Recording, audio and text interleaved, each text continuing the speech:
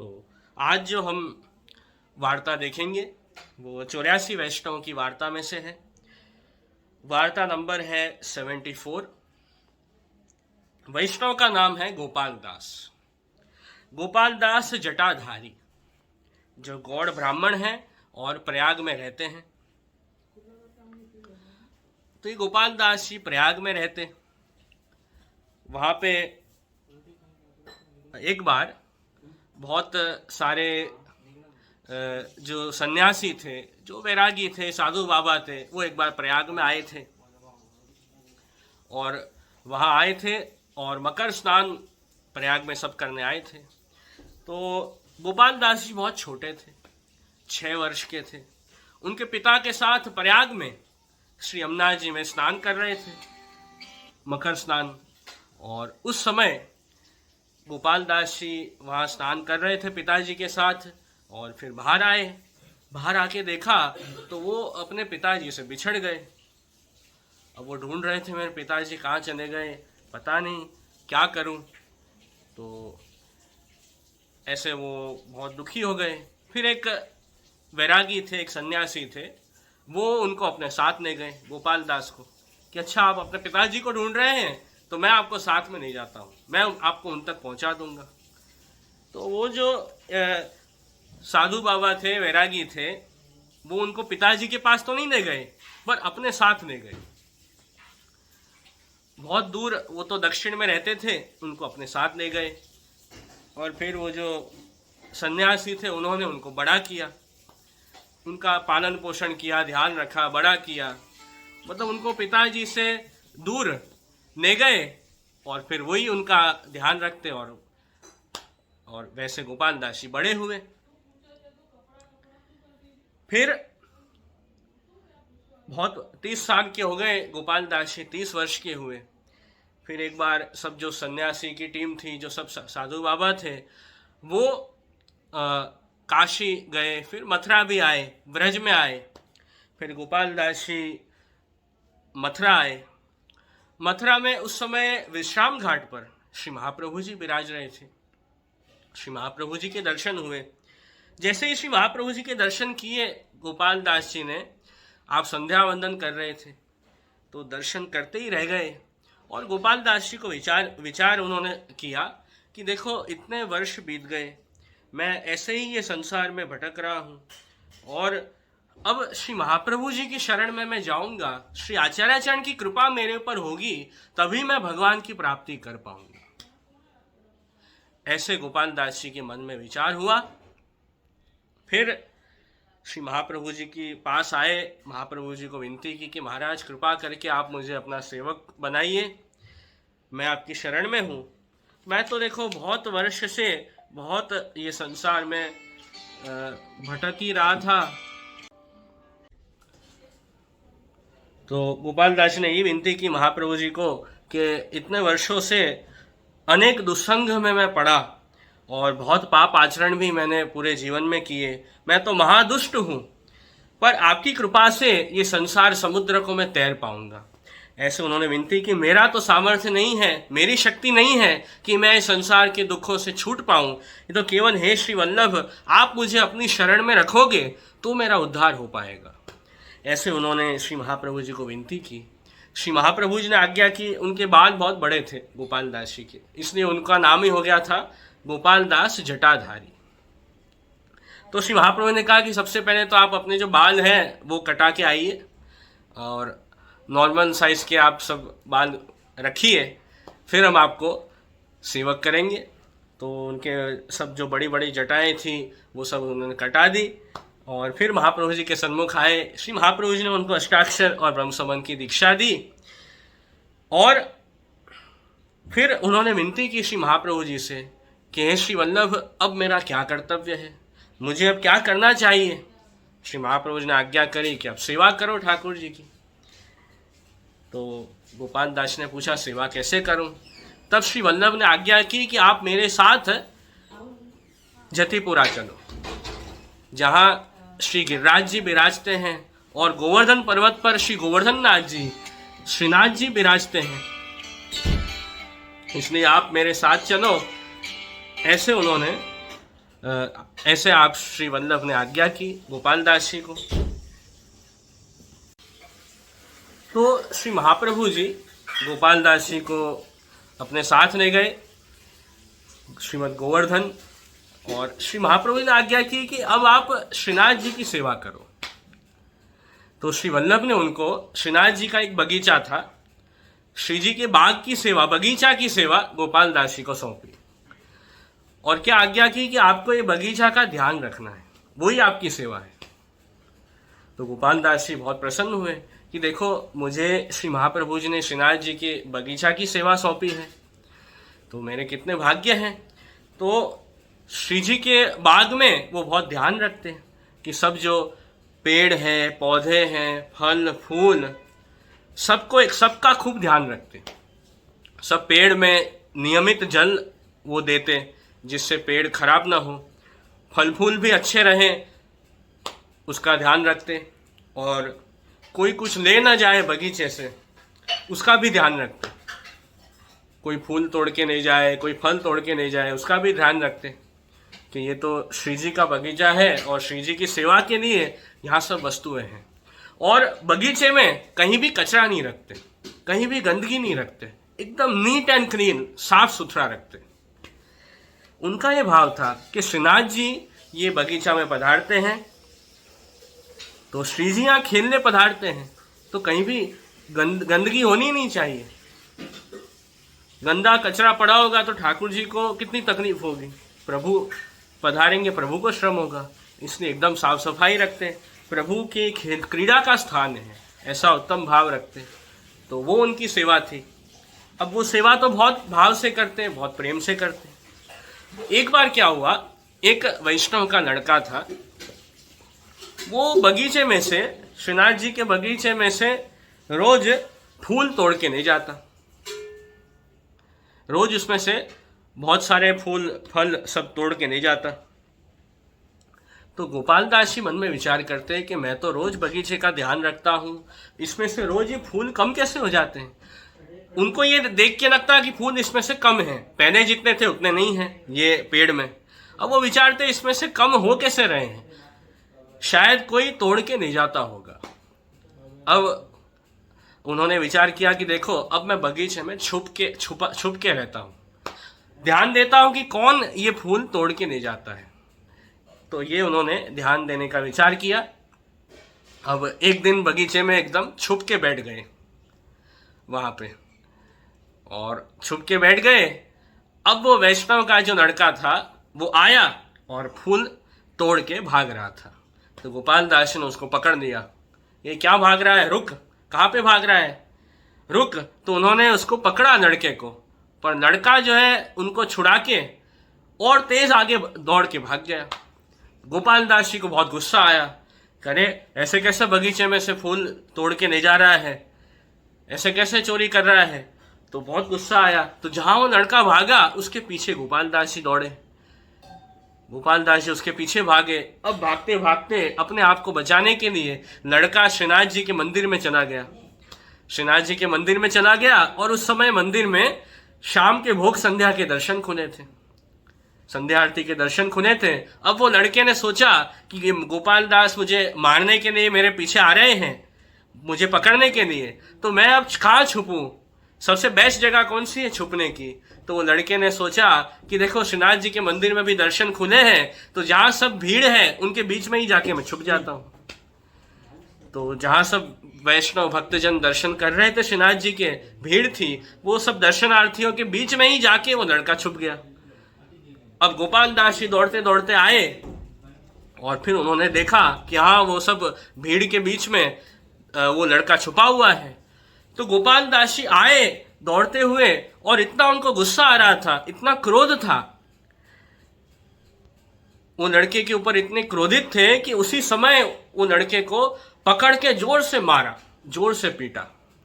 अब उस समय तो श्रीनाथ जी के दर्शन खुले थे, ठाकुर जी सन्मुख में विराज रहे थे, फिर भी वो इतने गुस्से में थे गोपाल दास जी कि ये बात भी वो भूल गए कि मैं प्रभु सन्मुख खड़ा हूँ और प्रभु सन्मुख मुझे इसको नहीं मारना चाहिए, ये भी भूल गए और तुरंत पकड़ा और मार दिया लड़के को। सब लोग जो दर्शन कर रहे थे उनको बहुत आश्चर्य हुआ कि अरे ये कैसे गोपाल दास ने ऐसे कैसे किया, ठाकुर जी के सन्मुख तो ऐसे व्यवहार नहीं करना चाहिए ना।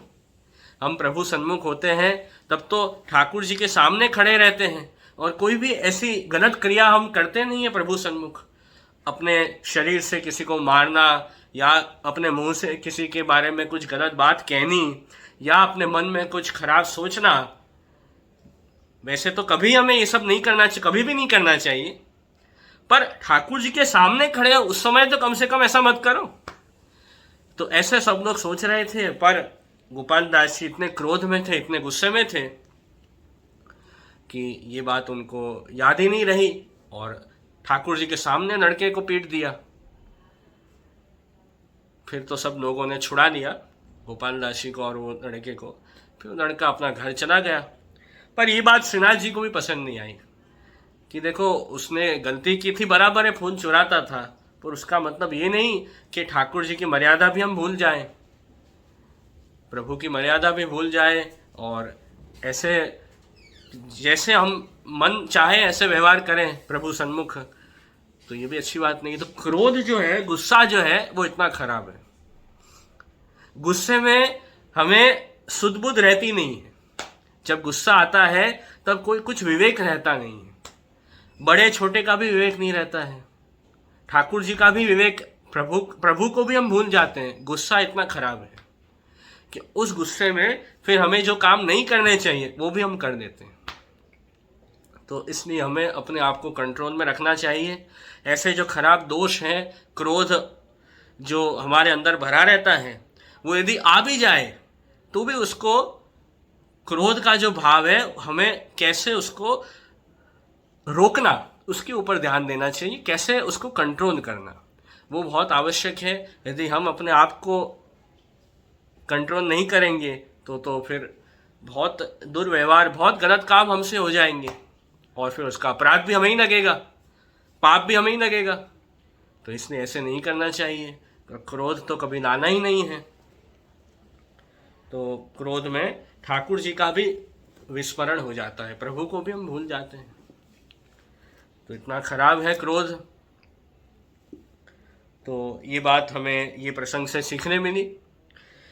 फिर श्री महाप्रभु जी ने उनके बारे में विचारा कि देखो, अब आप बहुत समय आपने श्रीनाथ जी के बगीचे की सेवा की, अब आप श्रीनाथ जी के पान घर की सेवा करो।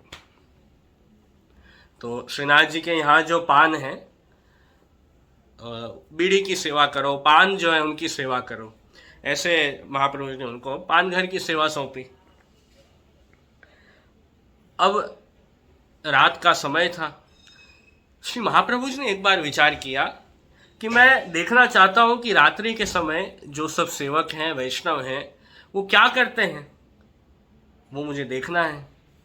तो सबकी परीक्षा लेने श्री महाप्रभु जी रात्रि के समय ये देखने पधारे कि कहीं कोई वैष्णव लौकिक बात तो नहीं कर रहा है, या किसी की निंदा तो नहीं कर रहा है,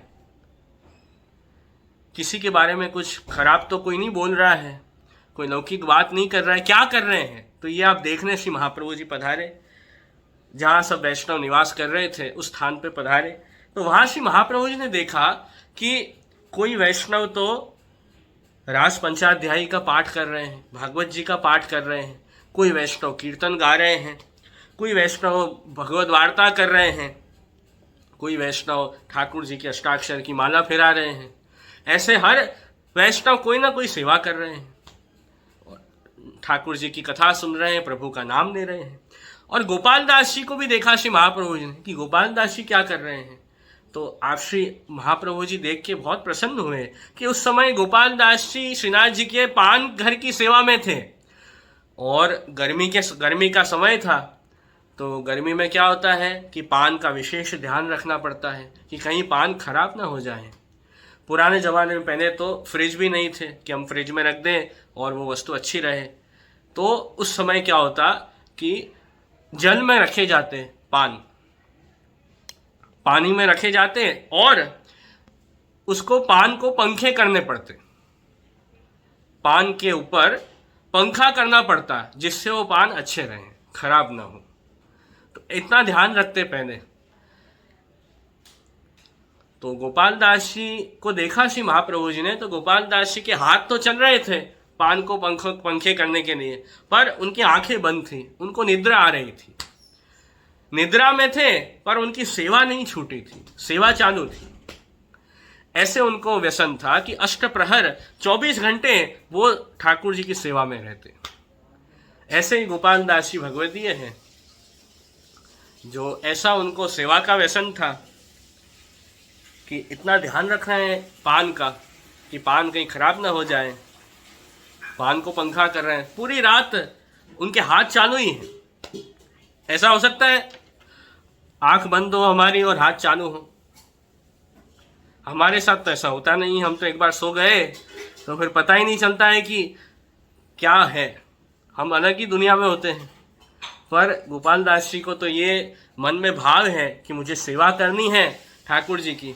सेवा, ये पान खराब हो जाएंगे तो फिर श्रीनाथ जी को बीड़ी कैसे आएगी भोग में, इसलिए पान को अच्छे रखने हैं। तो सेवा की भावना इतनी ज़्यादा है कि 24 घंटे वो सेवा में ही रहते हैं, अष्टप्रहर वो सेवा में है। तो महाप्रभु जी की कृपा से ऐसे अच्छी तरह से सेवा कर रहे हैं। तो महाप्रभु जी उनके ऊपर बहुत प्रसन्न हुए कि देखो ये सेवा तो ये बहुत अच्छे से कर रहे हैं। फिर महाप्रभु जी ने प्रसन्न होके गोपाल दास जी को आज्ञा की कि अरे गोपाल दास, अब आप ऐसा काम कीजिए कि श्रीनाथ जी के मंदिर में श्रीनाथ जी को पंखा करने की सेवा आप करो। पहले आपने बगीचे में सेवा की, फिर पान घर में सेवा की, अब श्रीनाथ जी के मंदिर में आपको सेवा सौंप रहे हैं। तो श्री जी जहाँ विराजते हैं, जहाँ निज मंदिर में ही आप श्री जी के पास खड़े रह के पंखा करो।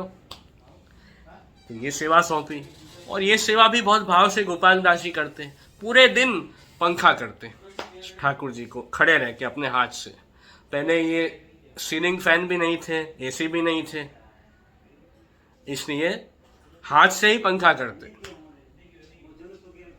जब उष्णकाल गर्मी के दिन होते, अभी तो ठंडी के दिन है तो अभी तो पंखा हम नहीं लगाते हैं ठाकुर जी के पास। जब गर्मी होती है तब प्रभु ठाकुर जी के पास खास पंखा धरे जाते हैं। तो गोपाल दास जी बहुत अच्छे से पूरे दिन सेवा करते पंखा करने की, प्रेम से। और जब रात को ठाकुर जी पहुंच जाते तब भी श्री महाप्रभु जी ने उनको आज्ञा की कि रात को भी आप पंखा की सेवा करो, पर आंख बंद करके करना।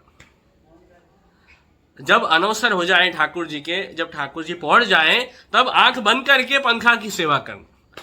ऐसे श्री महाप्रभु जी ने उनको आज्ञा की कि देखो रात्रि के समय प्रभु आप पहुंच गए हो, प्रभु अपने भक्तों के साथ कुछ लीला कर रहे हो, तो वो लीला के हम दर्शन करें, ऐसा ठाकुर जी ने हमको अधिकार नहीं दिया है, तो हम कैसे दर्शन कर सकते हैं। तो इसलिए महाप्रभु जी ने उनको कहा कि आप आंख बंद रखना, अभी आपको वो जो रात के समय जो प्रभु की कुंज निकुंज लीला में होती है, वो लीला के दर्शन का अधिकार अभी आपको नहीं है, इसलिए आप आंख बंद कर सेवा करना। ऐसे आपने आज्ञा की। तो गोपाल दास जी महाप्रभु जी की आज्ञा बहुत अच्छे से पालन करते और वो ध्यान रखते, रात के समय भी आंख बंद करके पंखा की सेवा करते। अब ठाकुर जी श्रीनाथ जी देखते कि देखो ये कितना दृढ़ता के साथ श्री वल्लभ की आज्ञा का पालन कर रहा है,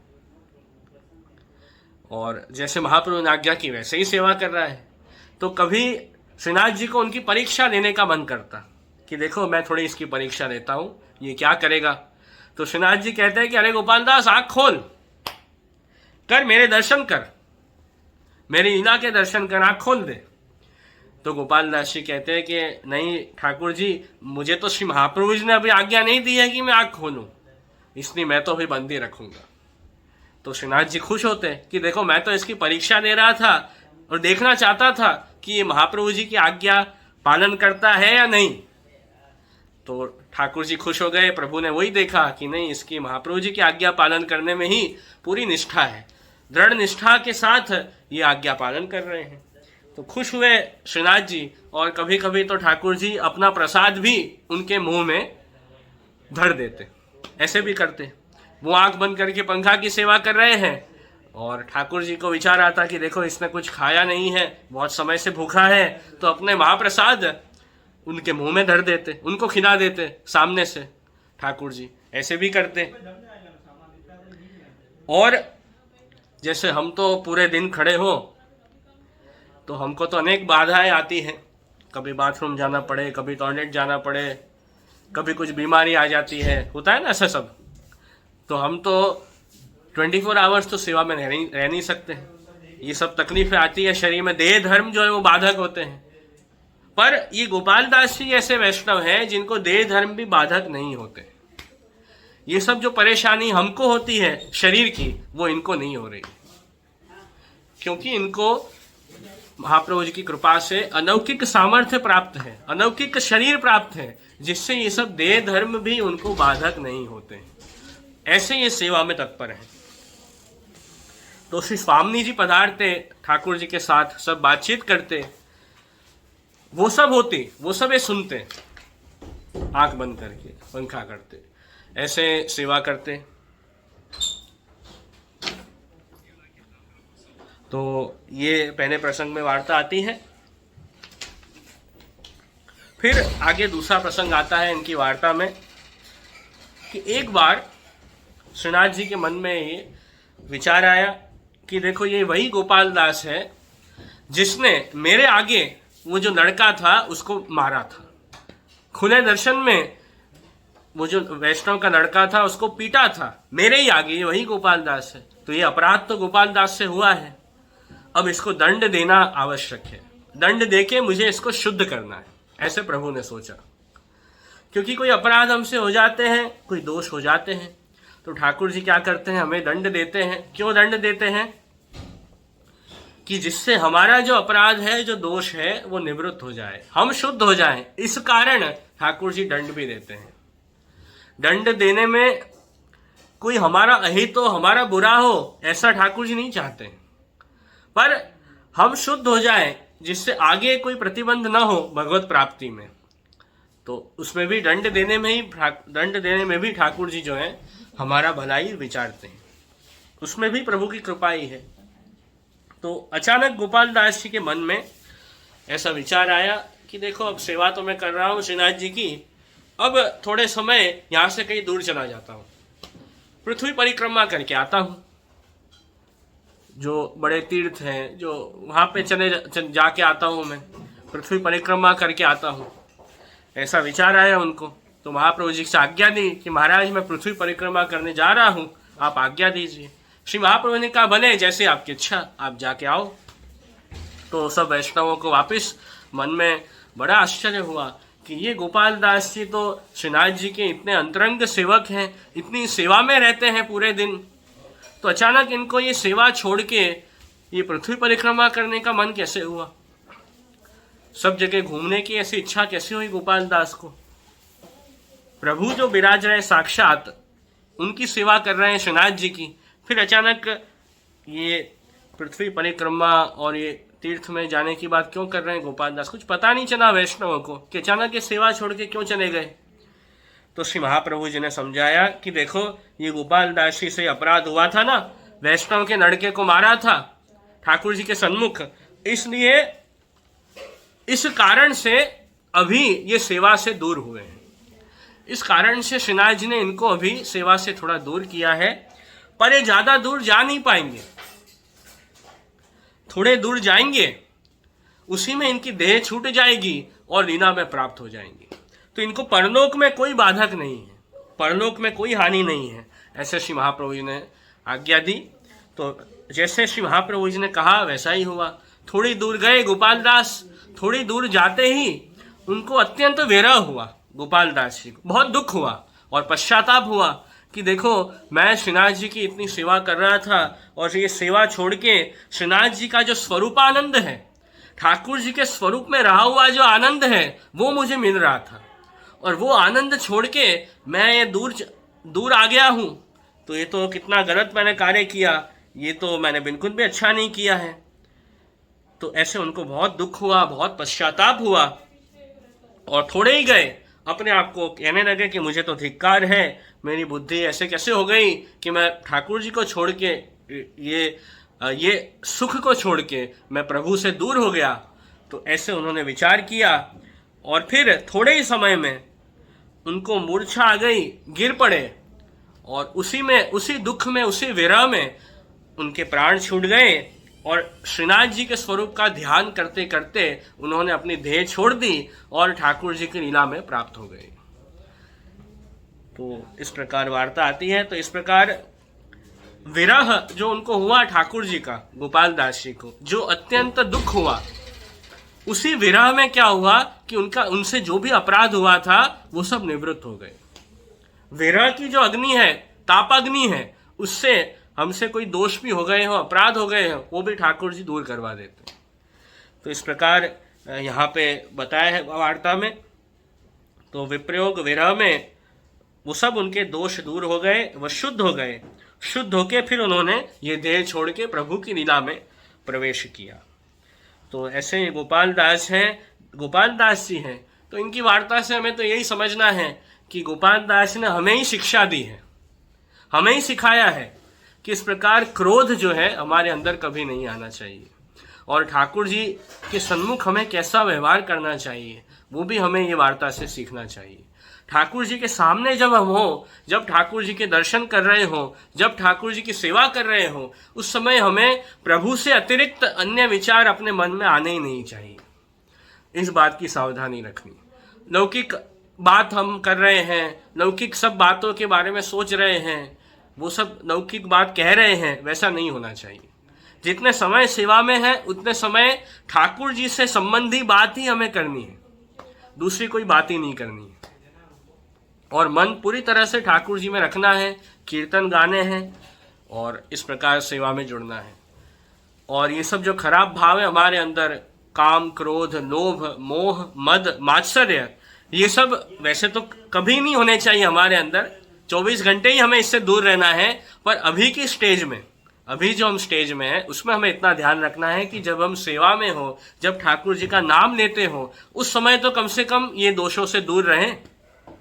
उतने टाइम के लिए तो अपने आप को कंट्रोल में रखें। तो ये बात गोपाल दास ने हमें सिखाई है। ये सब तो वैष्णव ऐसे हैं जिनका तो उद्धार हो गया है महाप्रभु जी की कृपा से, पर इनके चरित्र से हमें ये बात सीखने मिलती है कि कैसे हमें जीवन जीना और क्या नहीं करना। वो बात बताने के लिए ये सब प्रसंग आए हैं। इस प्रकार जो है हमें पूरी सावधानी के साथ ठाकुर जी के सन्मुख होना चाहिए, और ठाकुर जी के सामने हो तब कभी भी हमें टर्न भी नहीं होना है। कई बार ऐसे होता है कि लोग खड़े हैं, दर्शन कर रहे हैं ठाकुर जी के, फिर पूरे घूम जाते हैं और हमारी जो पीठ है वो ठाकुर जी की तरफ हो जाती है, तो वो भी एक अपराध है। जब ठाकुर जी के दर्शन कर रहे हो, सेवा में हो, तब हमें कभी ठाकुर जी को पीठ दे के खड़े नहीं रहना है। ये भी एक बहुत बड़ी मर्यादा है जो हमें ध्यान रखनी चाहिए। हमेशा हमें सामने फेसिंग होना चाहिए ठाकुर जी की। ठाकुर जी पीठ ठाकुर जी के सन्मुख रहेगी तो हम बहिर्मुख रहेंगे ठाकुर जी से। ठाकुर जी की कृपा दृष्टि नहीं होगी हमारे ऊपर, और वो बैड मैनर्स है। सेवा में वो ऐसे नहीं होना चाहिए। तो ये सब जो सावधानी है हमें रखनी है, और क्रोध पे कंट्रोल रखना है, वो भी ये वार्ता से खास ध्यान में रखो। तो बस इतनी वार्ता हमने देखी आज। तो ये जो गोपाल दास जी की वार्ता है वो यहीं पूर्ण हुई। तो ये वार्ता में ये भी हमने देखा ही है कि श्री महाप्रभु जी की आज्ञा का पालन हमें दृढ़ विश्वास के साथ करना है। जैसे गोपाल दास जी ने पालन की, आंख बंद करके पंखा की सेवा की रात्रि के समय प्रभु के पास, वैसे ही हमें भी पूर्ण तत्परता के साथ, दृढ़ विश्वास के साथ श्री महाप्रभु जी की आज्ञा का पालन करना है। तो ठाकुर जी हमारे ऊपर प्रसन्न होंगे और हमेशा प्रभु के आशीर्वाद हमें प्राप्त होंगे। तो यहीं ये वार्ता पूर्ण होती है।